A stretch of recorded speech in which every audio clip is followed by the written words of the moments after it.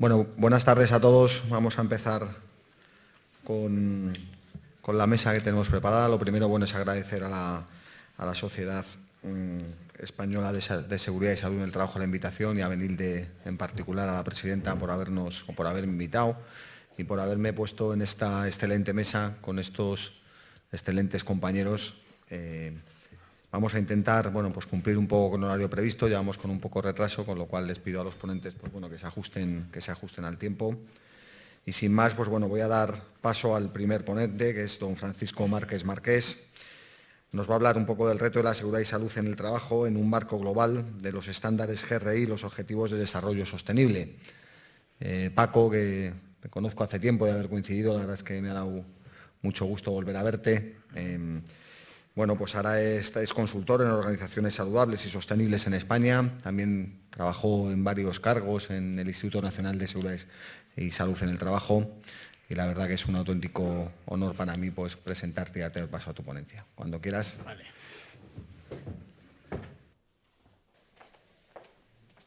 Bien, pues muchas gracias. Reiterar el agradecimiento a la sociedad y a su presidenta y toda su junta directiva, porque para mí ha sido una satisfacción este reencuentro. Estábamos todos deseando poder vernos, abrazarnos y compartir experiencias y, por qué no, también un poquito de socializar un poquito más, ¿no? El motivo de mi charla estaba previsto hablar del marco global de los estándares GRI y los ODS, pero me voy, si me permiten, a apoyar un poco en algunas de las cosas que he escuchado de los ponentes anteriores, porque me han suscitado alguna reflexión. Y como la presentación la van a tener todos ustedes disponible a texto completo en la página del Congreso, pues yo me voy a permitir esa licencia. Lo primero que quería remarcar de alguna manera es que se ha hablado esta mañana, no recuerdo quién fue, que hizo, creo que fue nuestro colega psiquiatra, cuando hablaba de que la pandemia de la COVID-19 era una pandemia de pandemias. Y yo es un concepto que sí que vengo defendiendo desde hace un tiempo, porque para mí hay una pandemia vírica, para mí, para todos, con una siniestralidad y una mortalidad y unos costes en salud dramáticos. No voy a machacarles con las cifras, estas son las que ayer mismo publicaban las estadísticas más fiables. Pero por otro lado, hay algo que sí que me interesa remarcar, y es que de todos esos fallecidos, los estudios muestran que una alta cantidad de los fallecidos eran personas con enfermedades no transmisibles, personas con enfermedades de base, personas de mayor edad, y que por tanto ahí ya tenemos un elemento de reflexión. O sea, ¿estaremos en buenas condiciones de salud en el ámbito laboral y fuera del ámbito laboral?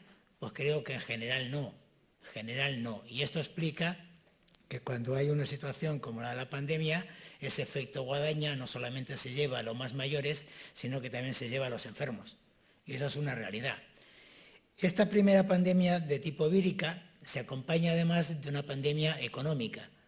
La pérdida de PIB de los países del mundo ha sido notable, entre un 12% y un 5% aproximadamente de media, y en España también hemos estado en torno al 9%, y en Latinoamérica ha sido todavía mucho más dramático. Solamente China, cosa curiosa, solamente China se ha librado de una hecatombe en materia de pérdida de crecimiento.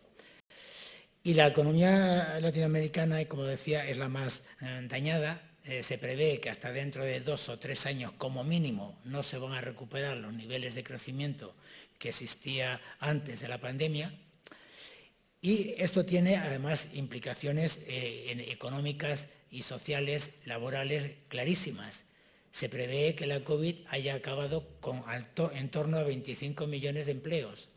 Por tanto, el término que yo les quería compartir, aunque no está reconocido todavía por la RAE, pero sí este neologismo se explica muy bien, y es el de sindemia. Sindemia, es decir, conjunto de pandemias que en su conjunto multiplican los efectos biológico, económico y social, con unos costes para la sociedad y para el desarrollo del planeta que todavía están por evaluarse. Yo intuyo que van a ser muy graves. Para hacer frente a eso, también venimos hablando, y aquí se ha hablado antes también, tanto Jasko Skoleski cuando hablaba de la 5Z, o la doctora Gina Riaño cuando hablaba de las empresas saludables, y también Antonio Moreno mencionaba algo de pasada. Sabemos que los pilares de la salud global, porque ese es el concepto que yo les quiero trasladar aquí, me ha gustado cuando comentaba antes Javier Sanz el tema de la medicina predictiva y los hábitos de vida. Hoy ya hay una especialidad en desarrollo en los países nórdicos y en Canadá, que es la medicina de los estilos de vida. O sea, es una fusión entre la medicina de la salud pública, la medicina preventiva y la medicina del trabajo, que intenta integrar la vigilancia de los factores determinantes de salud, como son los hábitos de vida, en ese concepto global. Por tanto, la salud corporal, física, imprescindible. La salud mental y emocional, de la que nos ha hablado el doctor Lagandara, también importante. Tercer elemento, la salud social y comunitaria, sentido de pertenencia, de sociedad. Sin las redes sociales en esta pandemia, redes sociales no Twitter ni Facebook, redes sociales de apoyo comunitario de familias y de ONGs en gran medida, sin ellas el tránsito por la COVID-19 había sido dramática.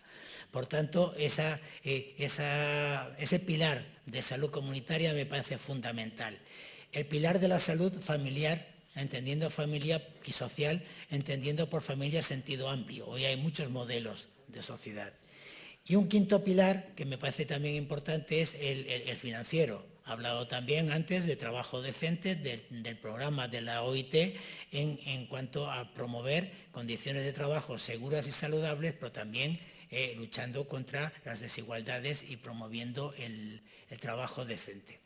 Y en el centro de todas ellas, pues yo pondría la salud espiritual, no la salud religiosa solamente, sino la espiritual también en sentido amplio. Por tanto, estos 6 pilares forman lo que yo entiendo por la salud global.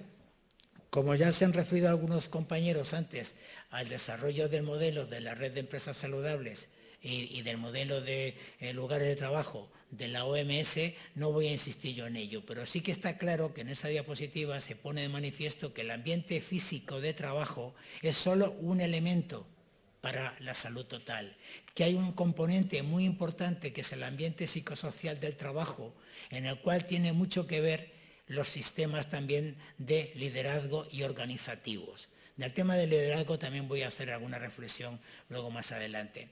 Luego están, por supuesto, los recursos personales en salud y el cuidado de la alimentación, el ejercicio físico, el sueño reparador. Yo estoy de acuerdo con lo que comentaba también el psiquiatra antes. Muchos de los problemas de salud vienen motivados por esa falta de sueño reparador. Y luego pues tiene ya todo el tema de la transferencia del conocimiento, el apoyo social y el pilar de la comunidad.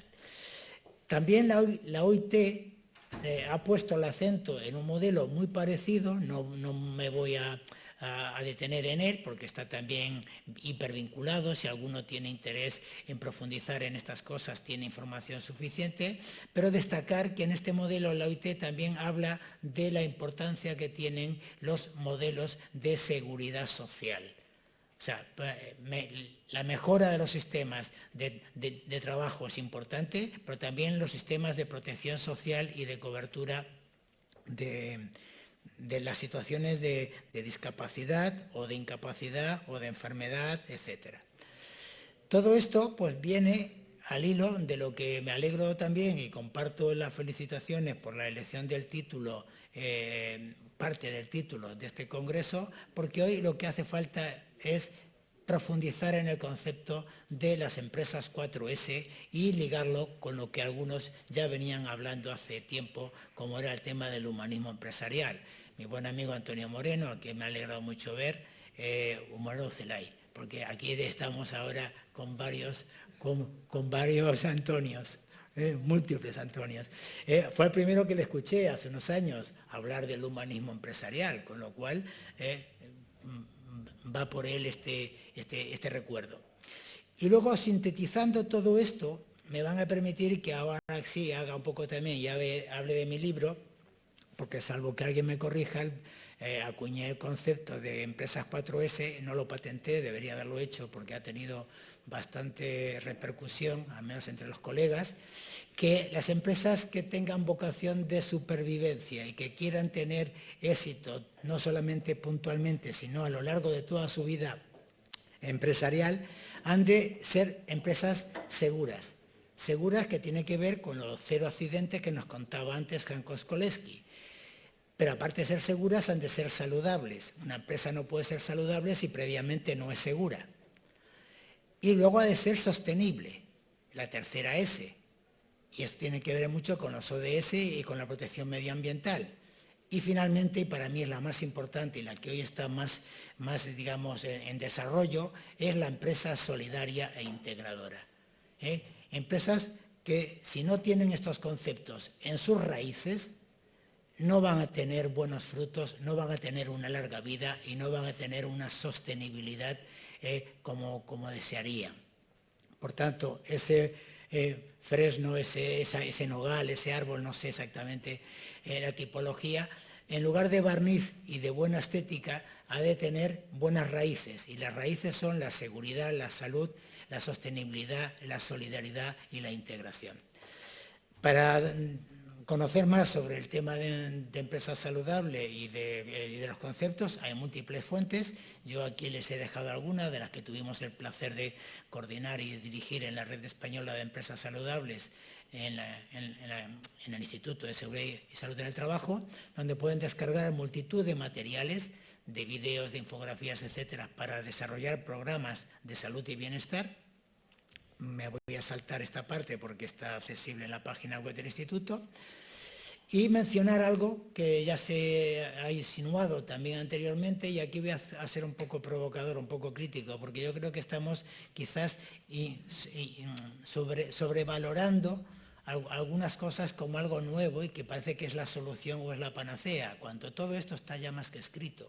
Cuando hablamos de empresa sostenible y hablamos de Agenda 2030 y vemos los 17 objetivos de desarrollo sostenible y profundizamos un poco en ellos, vemos que el objetivo 3 de salud y bienestar, el objetivo 5 de igualdad de género, o el objetivo 8 de trabajo decente y crecimiento económico, o el 10 de reducción de desigualdades, o el 17 generación de alianzas, etcétera, etcétera, ya están descritos hace mucho tiempo.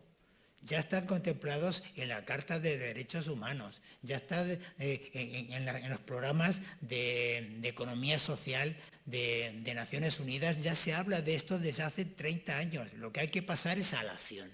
Lo que hay que es que creerse de verdad que es el único modo de conseguir y alcanzar las metas, y a lo mejor no hace falta tanto colorido y tanta convención global y tanta reunión de alto nivel, sino de poner en práctica todas esas medidas, porque hay una simbiosis y hay una equivalencia entre todas ellas.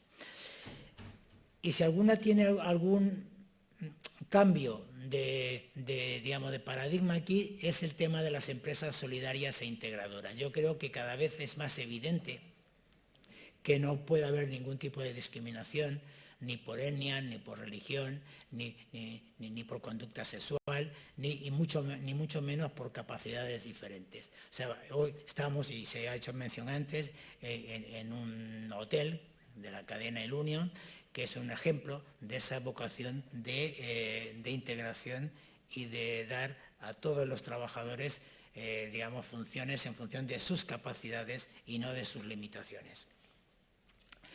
Y por tanto, ahora tenemos que cambiar un poquito esa visión oscura que tenemos, tanto de la COVID como de la guerra de Ucrania, salir de ese lado oscuro, que parece que todo está ahora ahí en penumbra, y para ello tenemos unos retos inmediatos que habrá que acometer, porque aparte de lo que les he comentado aquí, hay algunos elementos que tienen que servir a las empresas que tengan esa vocación de sostenibilidad en los negocios. El Global Report, la iniciativa de reporte global, en la cual habla de esa, digamos, sinergia entre lo económico, lo ambiental y lo social, Hanko Skoleski también hablaba antes, cuando hablaba de su proyecto, del programa de 5Z, hablaba también de la sostenibilidad, del ambiente y de la gobernanza. Estamos hablando siempre de los mismos términos, con distintas palabras, pero los mismos conceptos.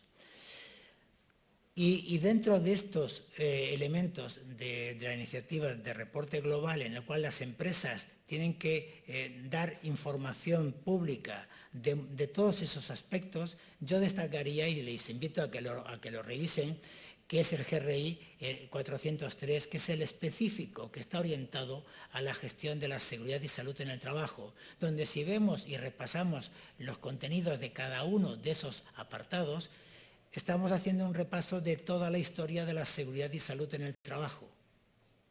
Por tanto, no hace falta generar nuevos elementos, sino aplicar los que ya tenemos y que ya conocemos, porque además tienen una gran ventaja, y es que tienen sistemas y herramientas para llevarlo a la práctica. Voy a ir acabando, perdón, con esta reflexión.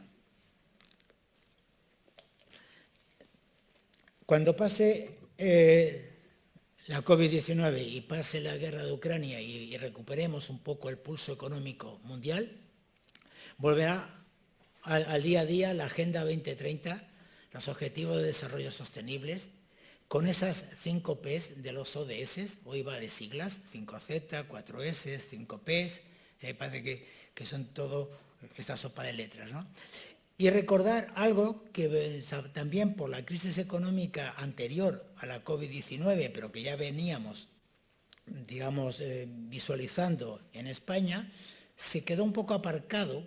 A mí una ley que me pareció innovadora y además con un impacto en el mundo empresarial tremendo, que era la Ley 11/2018, la de auditorías de cuentas en materia de información no financiera y diversidad, que aplica a empresas de gran volumen de negocio, pero también a empresas que tienen un número muy elevado de trabajadores y que poco a poco va a ir aplicando a todas y cada una. En esa legislación se habla de la importancia de dar información de cuestiones medioambientales para todas las empresas, información sobre cuestiones sociales y relativas al personal, recursos humanos, información sobre el respeto a los derechos humanos, condiciones de trabajo y condiciones laborales. Algo importante también, y ahí, perdón porque se ha colado un texto que no sé por qué, información a la lucha contra la corrupción, o sea, eso es un tema muy importante, y un quinto apartado que es información sobre la sociedad. O sea, es un tema de transparencia, que de momento solo están aplicando las grandes empresas, pero que en un futuro inmediato va a ser de obligado cumplimiento para todos. Y quiero acabar con este mensaje. Yo creo que si todos han oído hablar del mundo VUCA o el mundo VICA, en el cual estamos en un mundo volátil, incierto, confuso y ambiguo, que realmente es un tema que es real, y frente a eso necesitamos un liderazgo diferente. Creo que los profesionales de la seguridad y salud en el trabajo han de incorporar a su gestión no solo la experiencia, sino también nuevas capacidades. Una capacidad de 4I que le he llamado, seguimos con la sopa de letras, 4I, integración, integrar cerebro, mente y cuerpo, o sea, tener esa capacidad de integración en la gestión, la inspiración que invita a la colaboración y al trabajo en equipo, la imaginación, que esto pasa por ser líderes curiosos con un pensamiento creativo y que que se atrevan a salir de su zona de confort y que empiecen a buscar nuevas vías de gestión. Y la cuarta I sería la intuición, habilidades para entender las cosas instintivamente, no ver el problema cuando ya lo tenemos encima. Porque hay una cosa que es una realidad. Hasta ahora hemos vivido la batalla entre el planeta y la pandemia de la COVID-19. Pero ahí está esperando, en la retaguardia, otra batalla importante, que es la del planeta con el cambio climático. Y esta puede ser inclusive más dañina que la propia pandemia del cambio de la COVID-19. Bien, sí, pido excusas por haber ido un poquito acelerado. Gracias por su atención y quedo a su disposición.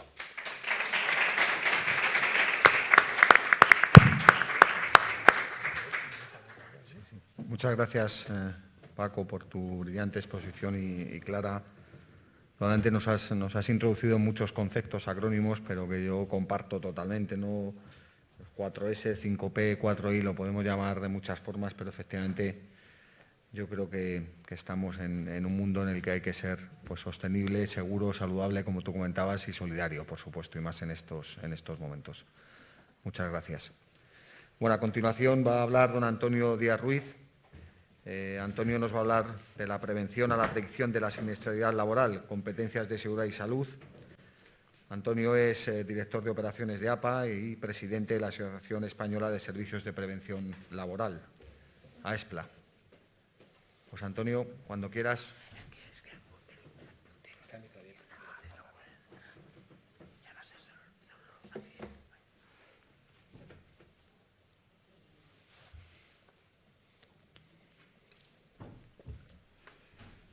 Mira este, el de aquí abajo. Este.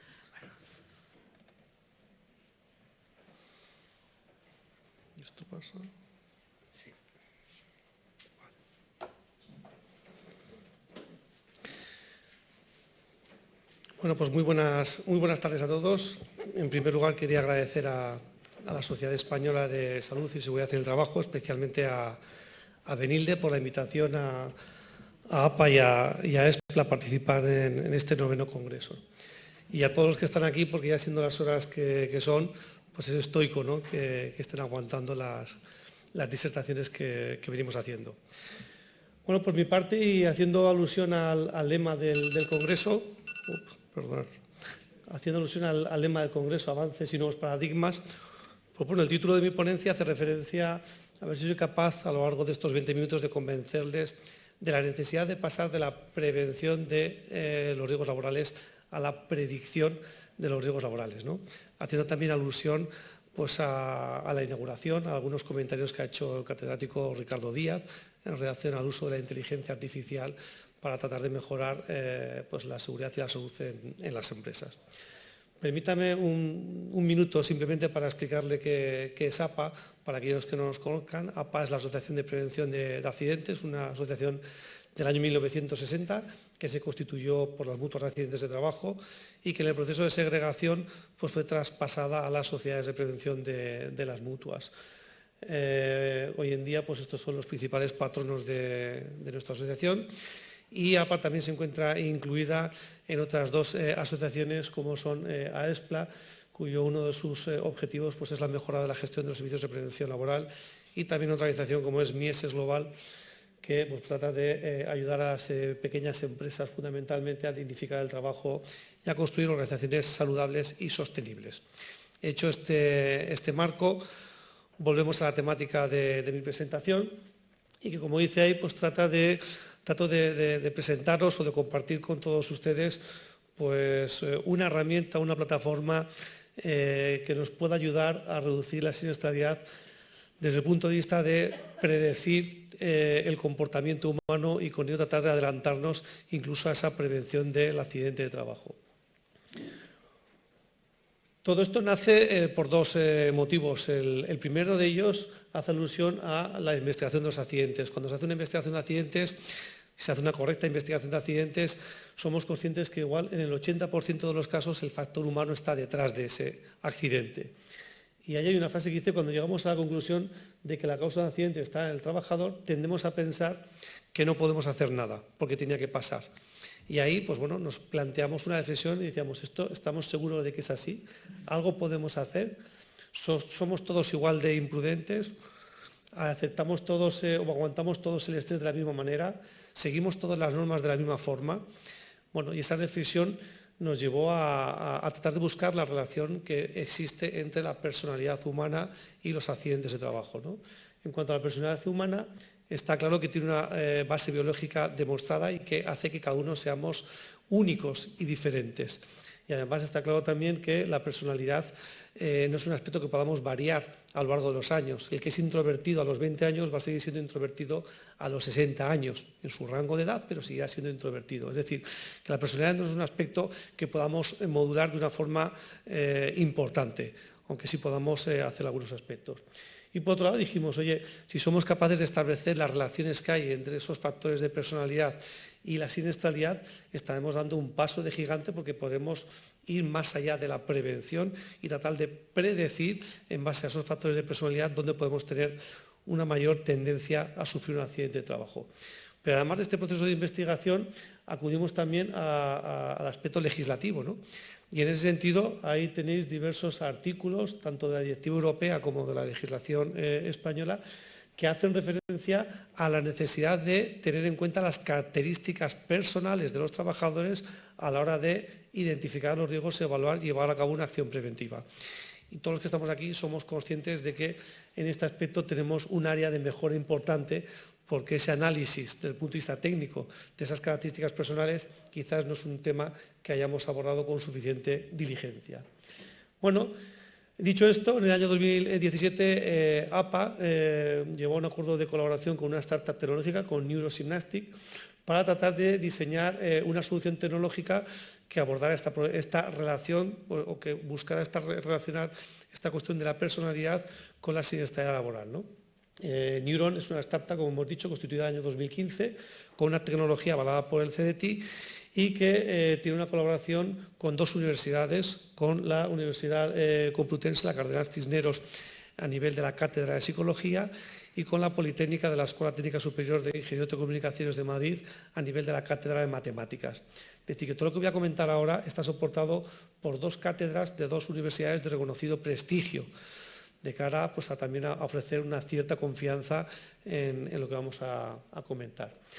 Bueno, nos pusimos a trabajar y llegamos a determinar pues, 3 líneas de trabajo, 3 productos, como digo, hay de alto nivel científico y tecnológico, y aquí recojo las palabras que decía Ricardo Díaz en su inauguración, ¿no?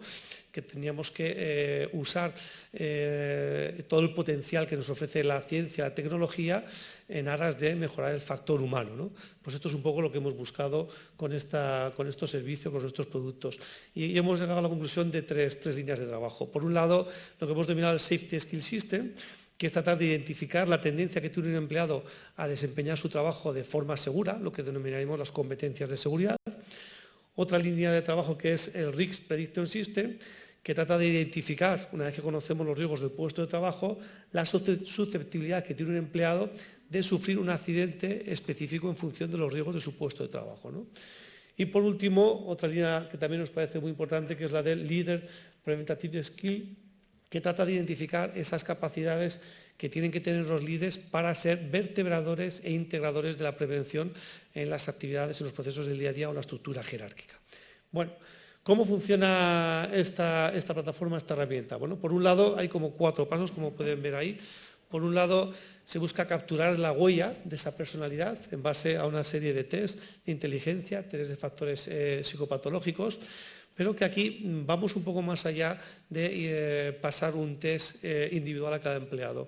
Esta herramienta es como si cogiéramos, para expresarlo de una manera coloquial, como si cogiéramos 5 tests, ¿de acuerdo? Y el trabajador fuera respondiendo a todos esos tests y la máquina va a buscar la interrelación entre las respuestas de cada uno de esos ítem de cada uno de esos test. Hoy en día la capacidad humana podría analizar un único test y llegar a una conclusión sobre pues, la inteligencia o determinadas características de personalidad de ese empleado, de ese trabajador o de ese mando, ¿no? Hoy en día la tecnología y estos motores algorítmicos nos permite cruzar toda esa información y, como pone en el segundo paso, vectorizar esa personalidad y crear una figura poliédrica interrelacionando todos esos ítems que hemos ido respondiendo en cada uno de esos test. Algo que la capacidad humana a día de hoy pues, no tiene ese potencial. Una vez que tenemos vectorizado esa personalidad, lo que hacemos en el paso tercero es contrastarlo con esas competencias que hemos definido del trabajador teóricamente con un comportamiento seguro. Y en base a ese contraste lo que buscamos es cuál es el gap, cuál es la diferencia, cuáles son esas debilidades para poder establecer entrenamientos para ello. Esto, si lo llevamos a un gráfico, bueno, aquí he tratado de reflejar lo que sería esa captura de la personalidad. Inicialmente se hacía a través de cuestionarios, hoy en día se hace a través de un chatbot para facilitar la interrelación máquina-hombre, ¿vale? El siguiente paso que decíamos que era, una vez que tengamos conformado ese poliedro de la personalidad, lo que hacemos es analizarlo, contrastarlo contra estas 4 competencias de seguridad. Lo que llamamos la percepción del riesgo, la capacidad de concentración, el autocontrol y la adhesión a normas, que a su vez está compuesto por una serie de factores primarios que son los que nos conformarían estas competencias de seguridad, ¿vale? Y el informe que nos generaría esta plataforma nos iría diciendo para cada una de esas competencias de seguridad esos factores primarios cómo están desplegados. Esto no quiere decir que si yo estoy en el 36% de la capacidad de planificar, eso es bueno o eso es malo. Eso quiere decir cómo soy yo, que no es ni que sea bueno ni que sea malo. Y ya veremos que incluso para algunos casos, para algunos riesgos puede ser positivo ese 36% o para otros riesgos ese 36% puede ser negativo, ¿vale? Esto simplemente es cómo es cada uno, ¿vale? Con una descripción en el ámbito, como digo, descriptivo de esta competencia.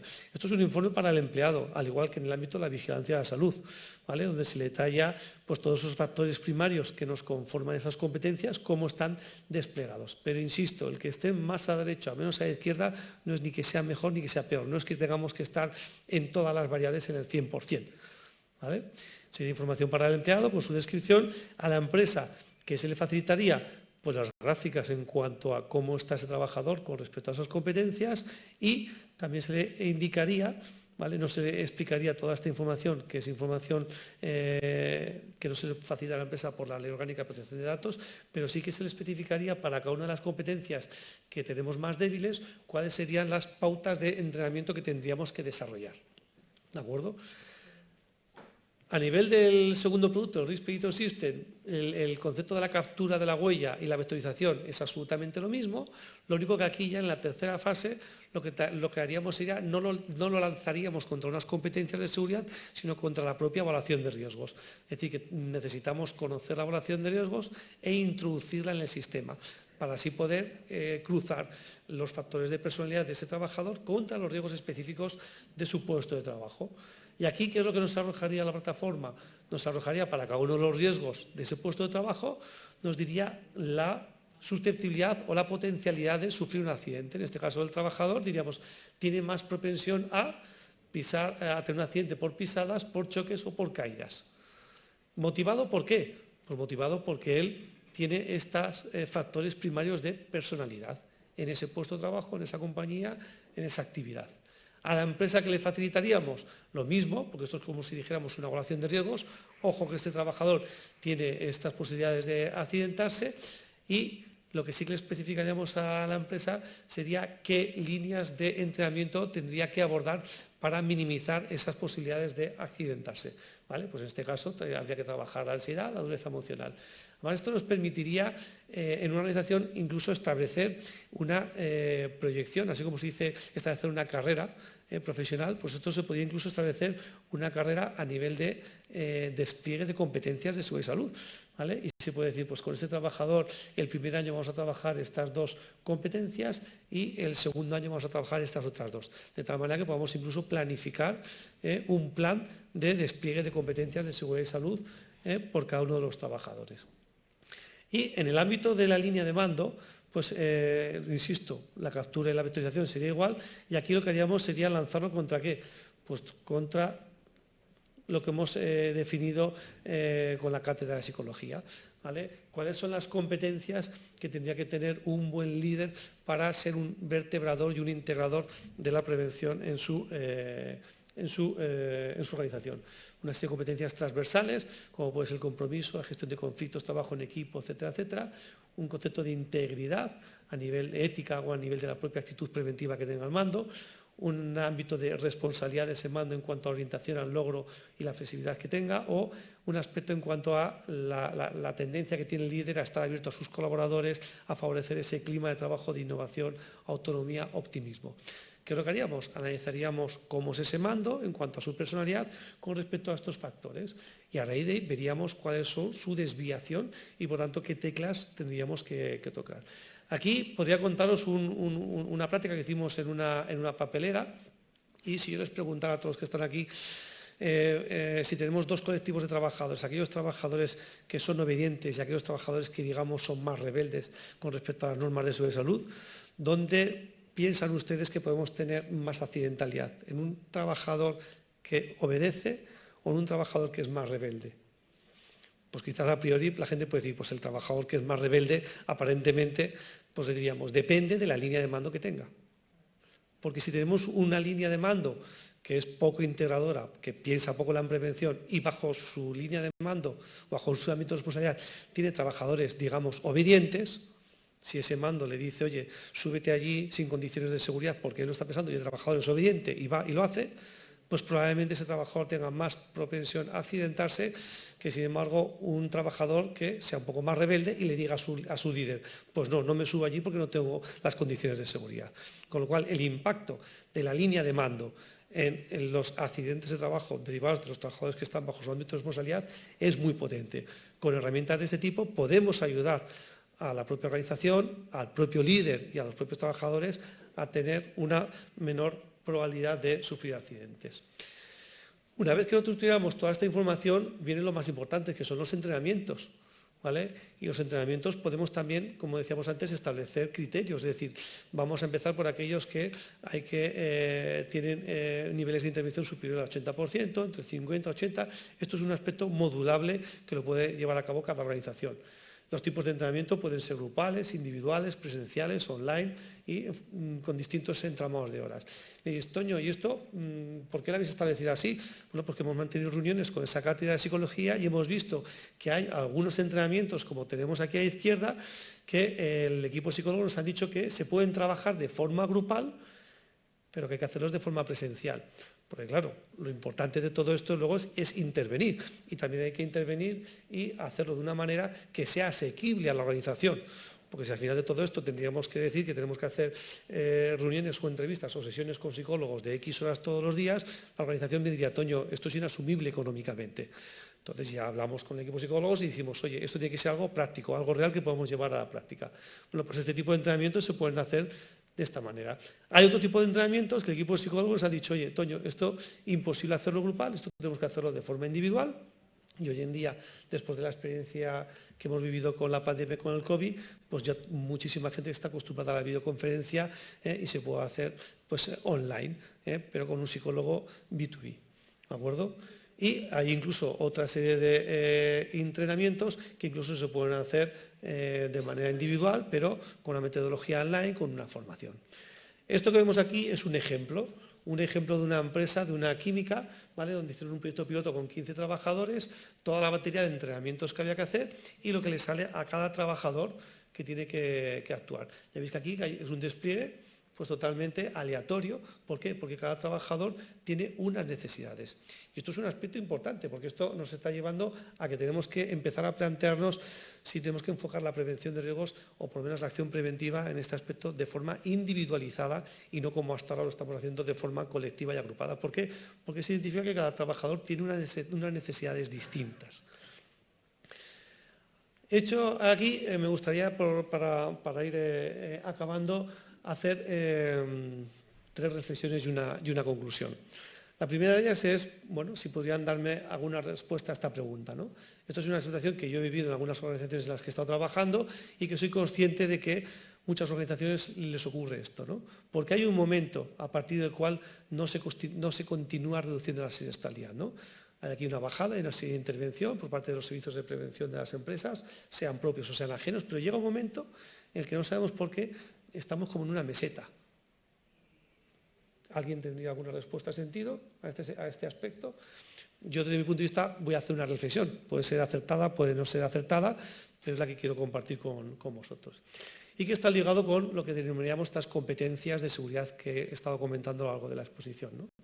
Si leyéramos lo que son unas competencias, dice las competencias a título general y global, dice las competencias son las características derivadas de las aptitudes, de los conocimientos, destrezas, actitudes, valores, y que están asociadas a un desempeño exitoso. Bueno, una definición generalista de lo que pueden ser las competencias. Si esto lo llevásemos a una definición de competencias específicas en el ámbito de la seguridad y salud, yo me he permitido el lujo de agrupar y hacer una reducción algo más sencillo, ¿vale? El nivel de conocimientos, habilidades y actitudes que tiene una persona para hacer su trabajo con excelencia preventiva. Conocimientos, habilidades y actitudes. Vamos a quedarnos con esas tres palabras. Digo aquí, conocimientos. Es un aspecto que desde el punto de vista preventivo está muy desarrollado. La ley data del año 95, se entró en vigor del año 96, llevamos ya unos cuantos años. ¿Cuántos cursos de formación hemos dado los técnicos de prevención en las empresas a los trabajadores? ¿Cuántos? ¿Cuántas horas de formación? Miles. Es decir, que aparentemente el aspecto de los conocimientos técnicos en el punto de vista de la prevención, los trabajadores aparentemente lo tienen. Porque yo puedo preguntar en cada organización y alguno me dice, pues sí, pues todos los años damos un curso de manejo manual de cargas. Y digo, el trabajador se lo tiene que saber hasta de memoria, las slides que pasamos. Relativamente fácil de alcanzar. Siguiente aspecto, las habilidades. Yo aquí diría que quizás esto está menos desarrollado. ¿Por qué? Porque esas habilidades, esas destrezas, esas aptitudes con P, son aspectos que se alcanzan cuando los practicamos. Cuando los practicamos, ¿no? Esa destreza en hacer algo de una determinada manera, cuando se practica es cuando se consigue. Y ahí quizás está menos desarrollada esa formación práctica, requiere practicar. Hay grandes organizaciones que incluso han diseñado centros específicos para hacer entrenamientos prácticos, de forma física presencial o incluso aplicando la realidad virtual, etc. Pero esto es un aspecto que está poco desarrollado. Y sin embargo, como vemos aquí, parece que influye en esas competencias de seguridad. Pero es que tanto los conocimientos como las habilidades, yo he puesto aquí un signo, porque suman. Pero es que llegamos a la tercera, a la de las actitudes con C, y aquí tiene un símbolo distinto, que es que multiplica. Como decía Víctor Cooper, que todos lo tenemos muy claro. Y aquí en actitudes yo diría, esto está desarrollado, yo me atrevería a decir, esto no es que no se haya desarrollado, es que hay muchas organizaciones que ni se imaginan que hay que abordarlo. Es que ni se imagina que hay que abordar ese aspecto de la actitud con la que un trabajador afronta su actividad del día a día desde el punto de vista de la seguridad. Por lo tanto, mi explicación lógica, en base a mi experiencia, me dice, ¿se ha bajado esta curva? Sí. ¿Por qué? Porque se han dado muchos conocimientos y en algunos casos se están dando esas habilidades, esas destrezas. Ahora bien, ¿se está trabajando la actitud con la que un trabajador afronta? No. Bueno, honrosas excepciones, no. Y para abordar este tema de actitud requiere abordar esos factores de personalidad que hemos estado hablando antes. Requiere conocer esas debilidades de cada trabajador de forma individualizada para ayudarle a afrontar esa actitud. ¿Por qué? Porque cada uno de nosotros vamos a tener unas debilidades y unos entrenamientos que vamos a tener que hacer, porque cada uno vamos a tener, como decíamos antes, una única personalidad. Somos únicos y no vamos a tener un entrenamiento igual. Eso es una particularidad. La segunda reflexión que quería hacer con todos ustedes. Aunque yo tenga estos informes y aunque me den esos entrenamientos, aquí hay como 3 fases para que este proyecto, este tipo de intervenciones tengan éxito. Primero, el autoconocimiento. El trabajador tiene que conocer cómo es él. Tenemos que darle este feedback. Tenemos que darle este feedback. Oye, tu personalidad es esta. Algunos lo podemos intuir, somos más cabezones, menos cabezones, hacemos una cosa, pero que nos lo digan. Técnicamente es la primera parte, el autoconocimiento. La segunda, la autoaceptación. Autoaceptación quiere decir que lo que yo lea y diga, caray, pues sí soy así, me han clavado. Y yo ya puedo decir que en algunos test que hemos hecho de ese tipo, ha habido gente que ha dicho, yo no me reconozco así. Yo ya lo intuía antes de darle el informe, porque ya decía, esta persona tiene un carácter, claro, cuando leyó cómo salía reflejado dijo, yo no soy así. Ojo, porque si no nos autoaceptamos, lo que viene después no va a servir para nada. Me tengo que autoaceptar. Y después el autogobierno. ¿Autogobierno qué significa? Que si la organización me facilita esos entrenamientos que hemos visto antes, luego tendré que trabajarlos y ponerlos en práctica. Y eso es costoso. Y es más fácil tomarme una pastillita a tener que trabajar mentalmente. Porque ese tema de la actitud con C, conlleva un trabajo mental. Y hoy en día es más fácil tomarme una pastillita, más cuando han estado hablando de que estábamos en la Covilandia. ¿Vale? Por lo tanto, es un proyecto, yo no quiero decir que sea complejo, pero que sí que es un proyecto pues, que requiere como digo aquí, de un autoconocimiento, una autoaceptación y luego un trabajo. ¿Cuánta gente va al gimnasio? ¿Cuánta gente va a un nutricionista y luego no tiene la fuerza de voluntad para continuar? ¿Cuánta gente? Pues aquí no va a pasar lo mismo, pero en vez de con la nutrición o con la actividad física, con la actividad mental, con el entrenamiento mental, con ese cambio mental que tenemos que hacer. Y que no estamos buscando un cambio mental radical, porque ya hemos dicho al inicio que no podemos cambiar nuestra personalidad, pero sí podemos modularla, sí podemos ser conscientes y, por tanto, afrontar nuestro trabajo de una manera más preventiva. Por último, este tipo de proyectos, ¿dónde intuimos que tienen cabida? Pues en empresas que ya son maduras en el ámbito de la prevención, en empresas con una cultura ya sólida de la seguridad y la salud. Es importante para aquellos puestos de trabajo actividades que sean peligrosas o aquellas actividades que estén aisladas o incluso aquellas actividades que puedan generar riesgos para terceros. Trabajadores poliaccidentados, que resulta que podemos tirar en empresas con un volumen de trabajadores importantes y podemos ver que tenemos trabajadores que a lo largo de 10 años, pues siempre todos los años tienen 2 o 3 incidentes, accidentes, etcétera. Habrá que ver por qué. Porque estoy convencido de que la formación se la hemos dado anualmente. Habrá que ver por qué. Nuevas contrataciones, también es muy importante, o incluso en la coordinación de actividades empresariales. Hoy en día se homologan empresas para trabajar dentro de unas organizaciones, ¿no? Cumplen toda la evaluación, cumplen con la formación, con la vigilancia de salud, se homologan trabajadores, porque igual ese trabajador resulta que tiene la formación, que tiene la vigilancia de salud, que es apto, que tiene toda la documentación en regla, sin embargo es un trabajador que va a trabajar de forma imprudente por su personalidad, no porque no quiera, sino porque su personalidad es así. Y ahí tenemos que ayudarle, tenemos que hacerle ver cómo es y tenemos que darle herramientas para que no se comporte de esa manera. Última transparencia que hace referencia a las conclusiones, ¿no?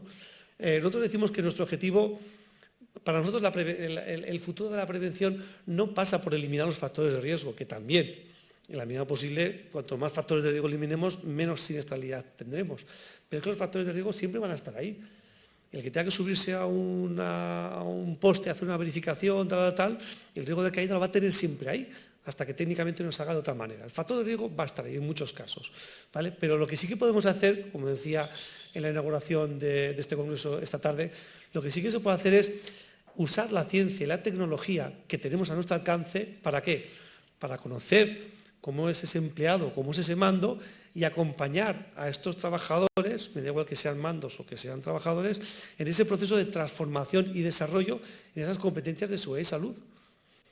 Para eso sí que podemos utilizar la tecnología y la ciencia, para ayudar a ese proceso, a ese cambio, y que sea el propio trabajador el que sea el dueño de su situación o su actividad preventiva, y no las circunstancias o los factores de riesgo. Bueno, pues por mi parte, esto es lo que quería compartir con todos vosotros. Muchas gracias.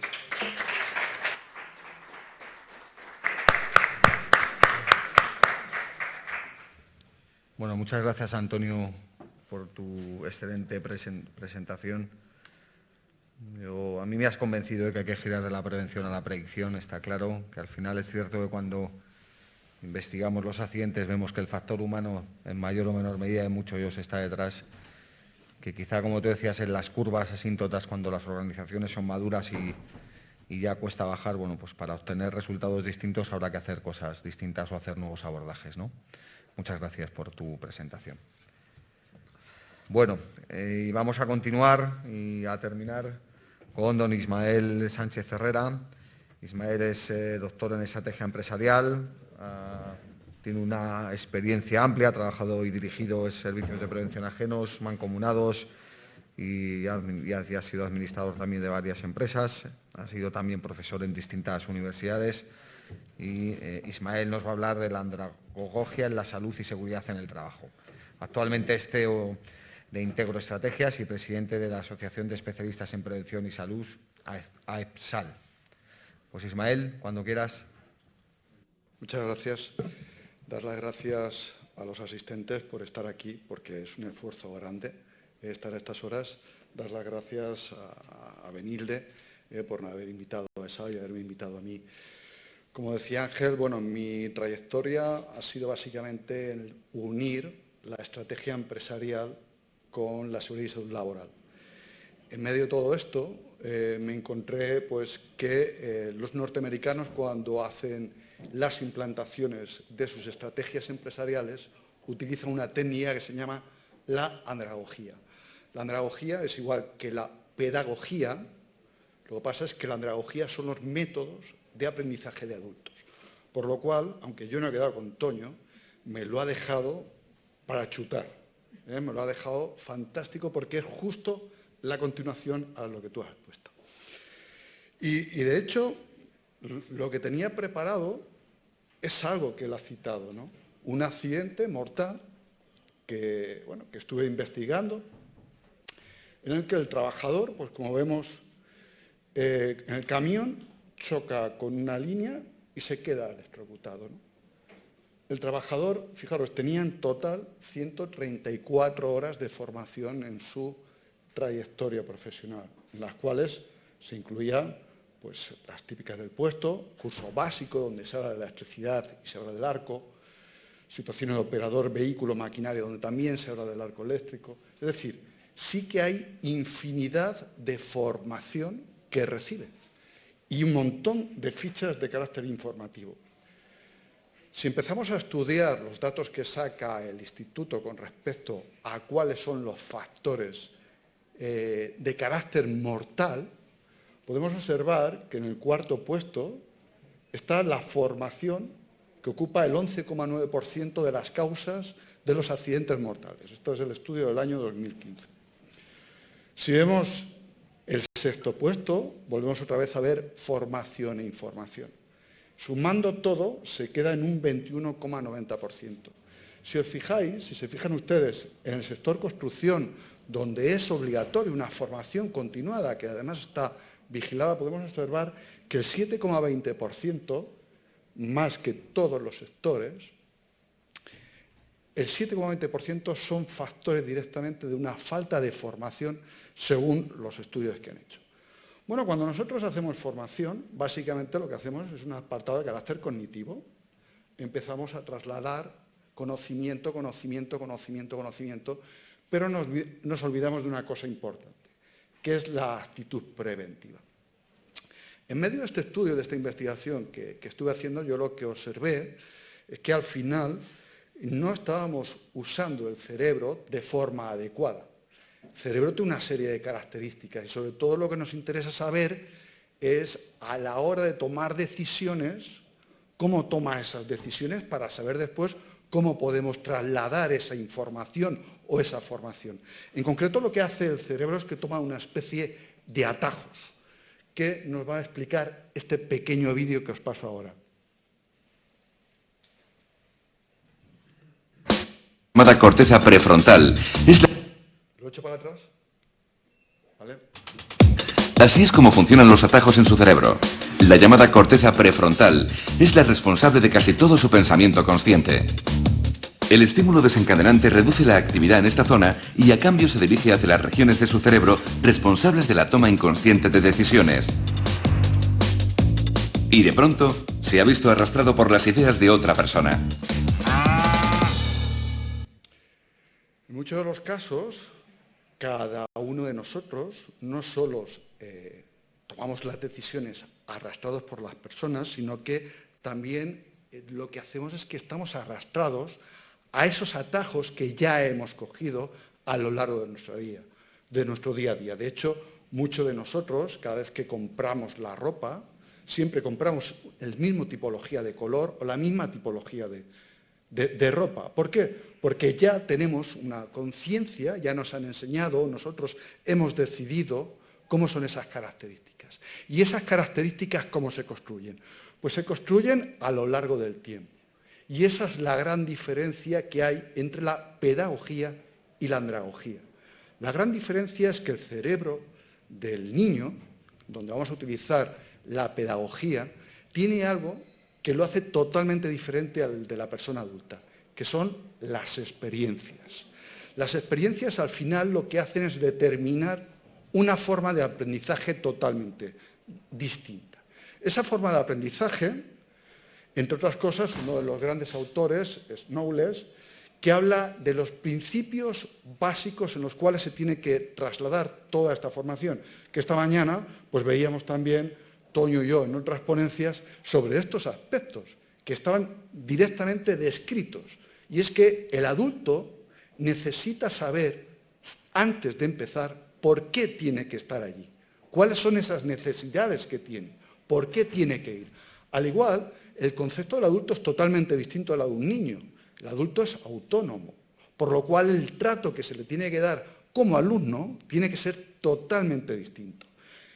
Decíamos que una de las grandes diferencias, entre otras, del cerebro de los adultos y los niños son las experiencias, por lo cual una formación que no tenga en consideración la propia experiencia del trabajador, lo que hacemos es que tiramos parte de sus conocimientos. Estas experiencias, evidentemente, pueden ser negativas o positivas, de ahí la importancia de ese desaprendizaje que continuamente también hablamos y que ahora vamos a ver. Otra de las cosas también importantes que nos diferencia con respecto a los niños es que cuando nosotros, los adultos, empezamos a aprender algo porque tenemos esa necesidad, porque lo relacionamos directamente con nuestra vida, con nuestras tareas. En el momento en que recibimos algún tipo de información o formación que no está conectada con nuestro día a día, directamente pasa a ser rechazada. La orientación y contextualización, ¿a qué? A resolver. ¿Para qué necesito yo una formación? Yo necesito la formación para resolver mi casuística diaria, la casuística que tiene ese trabajador que tiene una serie de requisitos. Y al igual, una motivación y una competencia distinta que se le tiene que dar, esas recompensas distintas que evidentemente no pueden ser caritas sonrientes, ¿no? Son distintas las que tenemos que darle a los trabajadores.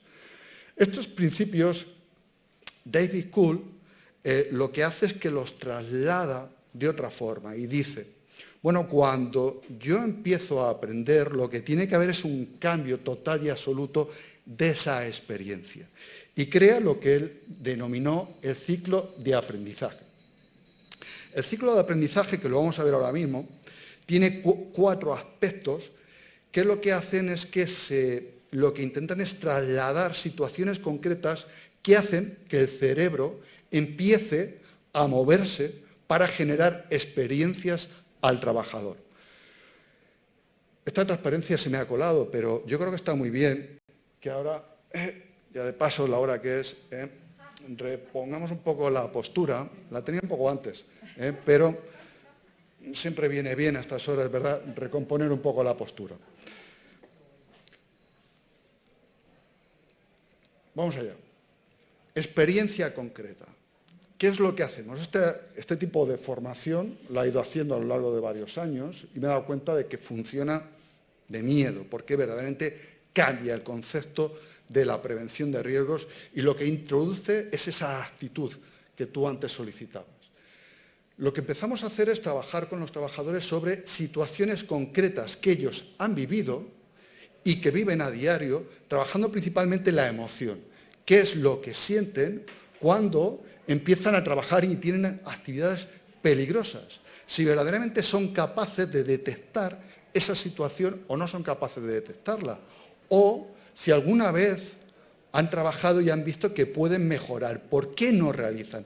¿Cuál es la emoción que le lleva a no realizar o sí realizar? Otro de los aspectos que trabajamos es esa observación reflexiva. En lo que intentamos es descubrir.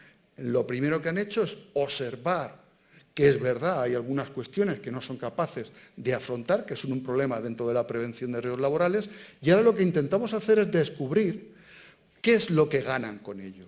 ¿Cuál es el resultado de yo saltarme, por ejemplo, el no ponerme unas gafas? ¿Qué me salto al no ponerme unas gafas? Bueno, pues me salto la libertad de no estar que cogerlas, a que al final se me empañan. ¿Y qué puedes llegar a perder? Bueno, pues lo que puedo llegar a perder pues es un ojo y conoces a alguien que... Y entonces al final, este equilibrio lo que hace es ver, porque la gente, la gran mayoría de las personas son buenas e inteligentes, es observar que hay un desequilibrio. ¿Qué hacemos después? Lo que hacemos después es intentar reflexionar. Este apartado, les puedo decir que todo esto hay que aprender, porque a mí me ha costado varios errores. Y lo que hay que hacer, entre otras cosas, es que ser paciente. Porque a la gente hay que dejarla pensar, hay que dejarla reflexionar. Entonces, hay momentos en los cuales la clase tiene que estar callada y tiene que estar la gente reflexionando. ¿Sobre qué? Pues reflexionando sobre qué es lo que está pasando con su vida, qué es lo que puede llegar a pasar en su vida, cómo puede cambiar su vida ante una situación que ya en muchos de los casos conocemos, como bien decía Antonio, porque ha habido mucho conocimiento, ha habido mucha formación. Sin embargo, lo que falta es esa actitud práctica, por lo cual los conocimientos sí los tienen. Lo que hace falta es introducir. Y esa introducción, según el ciclo del Code y según mi práctica, se produce a través de la reflexión.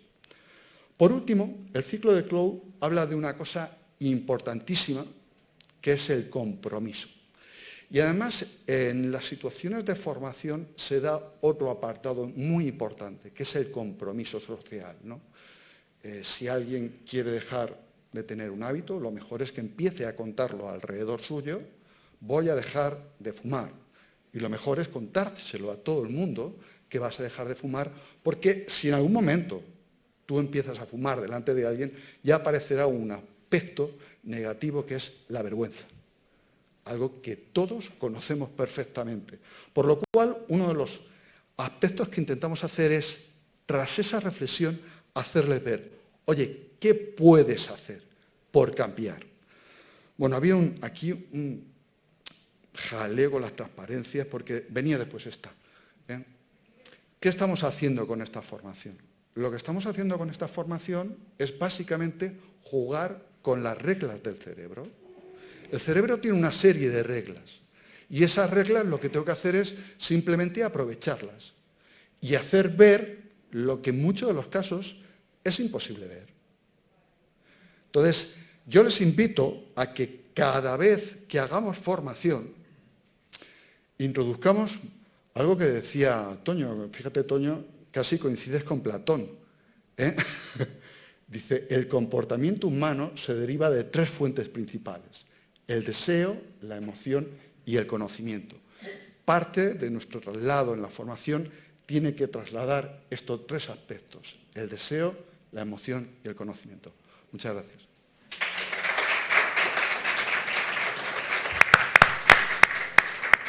Genial. Muy bien, gracias Ismael por tu emotiva presentación. La verdad es que sí que la mesa ha estado totalmente alineada. Bueno, yo me quedo con que creo empezar a entender qué era el concepto andragogía, que lo hemos llamado al principio. La verdad es que es verdad que la actitud la has vuelto a remarcar, un poco en la línea que lo decía Antonio. Yo creo que es imprescindible. Tenemos que cambiar paradigmas, no enseñar o concienciar. Yo creo que es mejor concienciar, efectivamente, o enseñar usando las emociones, porque al final, bueno, pues todos somos personas y comparto contigo totalmente que nos movemos por deseo, por emociones. Fundamentalmente eso es lo que nos mueve, y efectivamente con conocimiento. Yo no sé si alguno de ustedes tiene alguna pregunta. En caso contrario, pues bueno, daríamos por cerrada la mesa. Reitero el agradecimiento a los 3 ponentes que me han acompañado. Maravillosas presentaciones, y ahora creo que nos espera no venir de un vinito español allá afuera. Y gracias a todos ustedes por aguantarnos hasta esta hora de la tarde. Muchas gracias.